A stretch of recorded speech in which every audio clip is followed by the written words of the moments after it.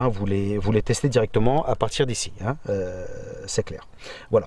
Donc, chaque plaque est un peu différente, mais celle-ci, par exemple, il y a une petite flèche ici. On met le tournevis ici, on fait un peu de pression et ça s'ouvre. Voilà. Alors, il y a différentes plaques, hein, il y a certaines qui s'ouvrent tout autour. Bon, bref, voilà. Alors, à l'intérieur, on a donc ici le plus et ici, on a le moins. Donc, on va tester ça. Bon, bien voilà, j'ai donc mis la plaque face au soleil. C'est donc ouvert. On a bien sûr nettoyé la plaque avant de commencer et maintenant donc on va tester. Bon, alors voici comment on va tester la plaque. Comme vous voyez, hein, on a donc trois choses ici. Alors le noir se met au milieu, voilà, et d'un côté on teste les volts, de l'autre côté on teste les ampères. Donc on va tester les volts d'abord. Voilà. Alors, on doit avoir une charge d'environ 43,2. Hein, donc, on le met du côté volt, pas du côté ampère. Et donc, on a 2, 20, 200. Donc, on va choisir 200 parce que bien sûr, on va avoir plus de 20. Hein, donc, voilà, c'est en dessous de 200. Donc, voilà. Donc, maintenant, on met le positif sur le positif et le négatif sur le négatif. Et on va voir ce que ça nous donne.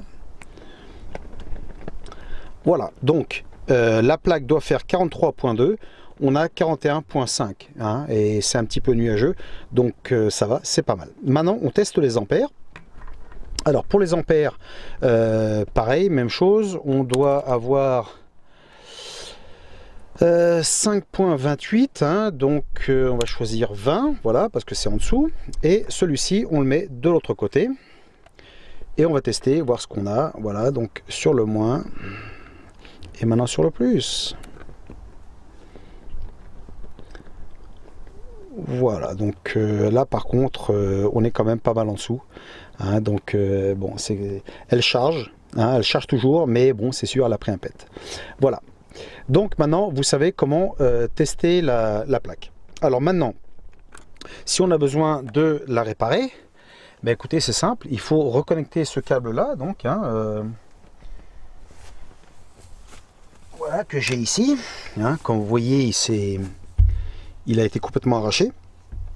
Donc en fait, ce qu'il va falloir faire, hein, il faut défaire la vis que l'on a ici, hein, et tout simplement enlever ça, le reconnecter, et puis c'est terminé, quoi, voilà. Hein.